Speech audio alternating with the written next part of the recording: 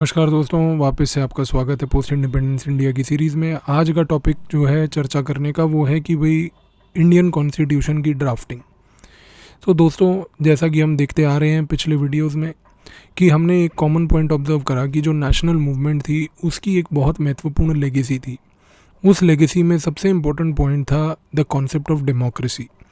ये concept of democracy का सबसे पहला मैनिफेस्टेशन हमें देखने को कहाँ मिला? ये मिला हमें drafting of the Indian constitution में।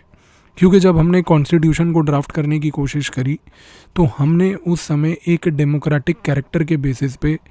एक डेमोक्रेसी के प्रिंसिपल को जिसको नेशनल मूवमेंट काफ़ी सालों से नर्चर कर रही थी, उसके तहत उसके बेसिस पे एक कॉन्स्टिट्यूएंट असेंबली को कंसेप्चुलाइज किया।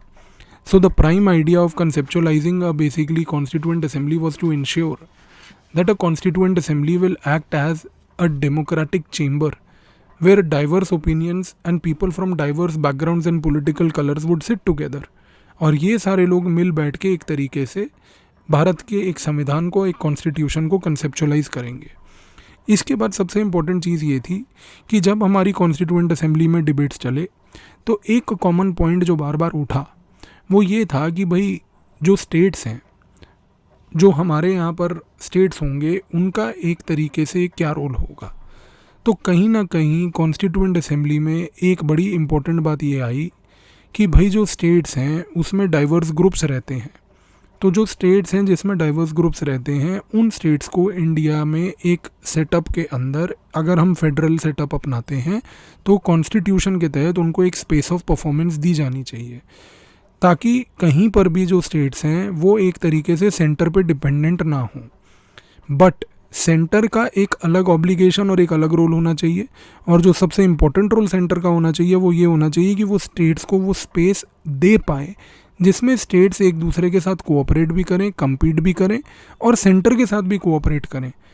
ताकि वो अपने स्फेयर ऑफ एक्टिविटी में एक तरीके से सुप्रीम रहें। तो जब हमारे यहाँ पर कॉन्स्टिट्यूशन का गठन होता है तो उस कॉन्स्टिट्यूशन में सबसे इम्पोर्टेंट चीज़ ये देखी जाती है कि हम लोग नंबर 1 एक स्ट्रॉन्ग सेंटर क्रिएट करते हैं। अब बहुत डिबेट होता है इस पे कि भाई स्ट्रॉन्ग सेंटर क्यों। तो दोस्तों, ये जो स्ट्रॉन्ग सेंटर है in the federal setup that we have in India, question सबसे बड़ा ये उठता है कि भाई is that strong centre in the Indian federal setup a necessity और इज इट अ डिज़ायर? कि भाई क्या वो नेसेसिटी थी या एक डिज़ायर था कि भाई क्योंकि कॉन्स्टिट्यूशन बनाने वाले most of them are constitutional and polity experts and lawyers etcetera by background, and because they had been studying different constitutions, तो उनका कहीं ना कहीं एक तरीके से मन था कि भाई एक स्ट्रॉन्ग सेंटर हो। नहीं दोस्तों, जब हम इंडिपेंडेंट हो रहे थे, जब वो इंडिपेंडेंस मूवमेंट चल रही थी वर्ल्ड वॉर 2 ख़त्म होने के बाद, तो कंट्री में कम्यूनल टेंशन बहुत ज़्यादा था। इस कम्यूनल टेंशन के कारण कंट्री का पार्टीशन तक हुआ। इस कम्यूनल टेंशन के कारण जब कंट्री का पार्टीशन होता है, पार्टीशन में जब रायट्स होते हैं, इसके बाद गवर्नमेंट को, कॉन्स्टिट्यूएंट असेंबली को खास करके एक पॉइंट दिखता है कि जो गवर्नमेंट होनी चाहिए वो ऐसी होनी चाहिए कि भाई ये जो टेंडेंसी थी कि जिसमें कम्यूनलिज्म के बेसिस पे एक तरीके से पार्टीशन ऑफ द कंट्री हो गया, इस कम्यूनलिज्म टेंडेंसी को रोकना है।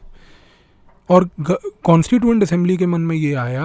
कि ये टेंडेंसी कम्यूनलिज्म की इंडिया के सेटअप को हार्म करने से एक ही तरीके से रुक सकती है जब हम स्टेट्स को उनके एलोकेटेड स्पेयर में जो एक्टिविटीज़ हैं उसको करने का एक स्पेस दे दें और सेंटर स्टेट्स को कलेक्टिवली प्रोटेक्ट करे,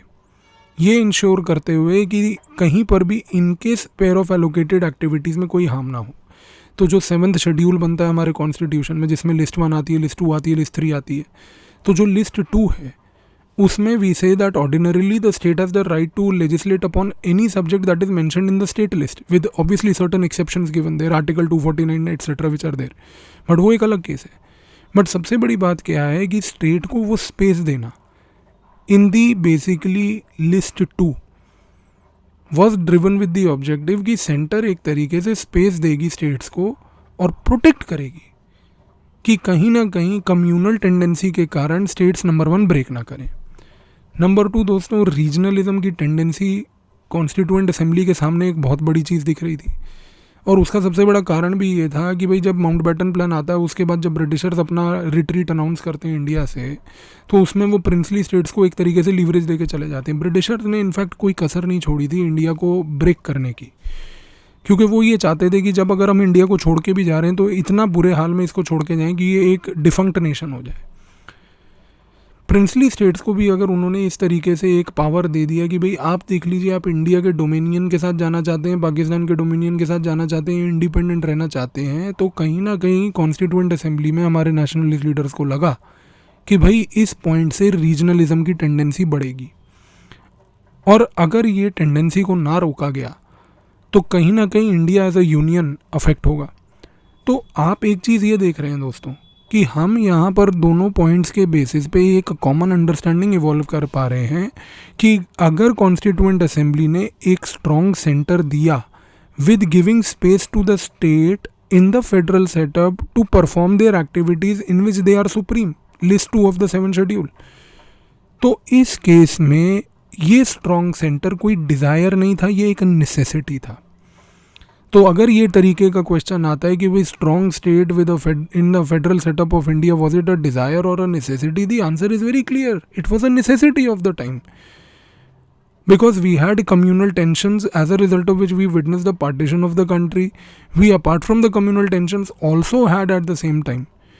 regionalism tendencies which were rising because the Britishers had given powers to the princely states to take a call that whether they want to join the dominion of India, Pakistan or even remain independent if the need be.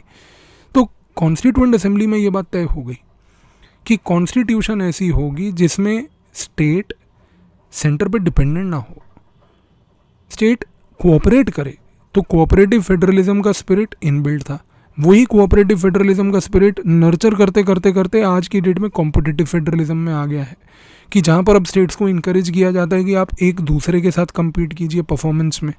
Developmental indicators में, economic indicators में etcetera. तो कहीं ना कहीं आप समझिए दोस्तों कि कोई भी एक डिज़ायर, एक लग्जरी नहीं थी एक हमारे कॉन्स्टिट्यूएंट असेंबली के पास एक स्ट्रॉन्ग स्टेट, एक फेडरल सेटअप में कंसेप्चुलाइज करने की। तो अगर आप इस चीज़ को समझते हैं तो आप ये समझेंगे कि जो इंडियन कॉन्स्टिट्यूशन को ड्राफ्ट किया गया, that Indian constitution which was eventually drafted was drafted keeping in mind the need of the country at that time, and Article 368 was inserted। जो Article 368 डाला गया कि कॉन्स्टिट्यूशन को हम अमेंड भी कर सकते हैं, उससे एक चीज़ तय हो गई कि constitution will not be a dead document, it's a lively document, and being a lively document it can be amended by the parliament provided parliament does not destroy the basic character of the constitution which judiciary later on asserted under the basic structure doctrine of the Keshavanand Bharati case। so parliament को भी एक power दी गई। तो कहीं ना कहीं ये जो कॉन्स्टिट्यूशन एक डॉक्यूमेंट तैयार किया गया दोस्तों, ये डॉक्यूमेंट बहुत महत्वपूर्ण था पूरे इंडिया की एक तरीके से पॉलिसी को नर्चर करने में। तो आई होप इस वीडियो के तहत आपको एक ये जो डिलेमा था कि भाई स्ट्रॉन्ग स्टेट और स्ट्रॉन्ग सेंटर वाला, तो कॉन्सेप्चुअलाइज करके आपको समझना है कि नेसेसिटी क्या थी, रीजनलिज्म की टेंडेंसी क्यों थी और कम्युनल टेंशन का थ्रेट क्यों था, जिसकी वजह से ये डिमांड को इस तरीके से पेश किया गया हमारे कॉन्स्टिट्यूशन में। तो I hope this idea is clear to you. Thank you.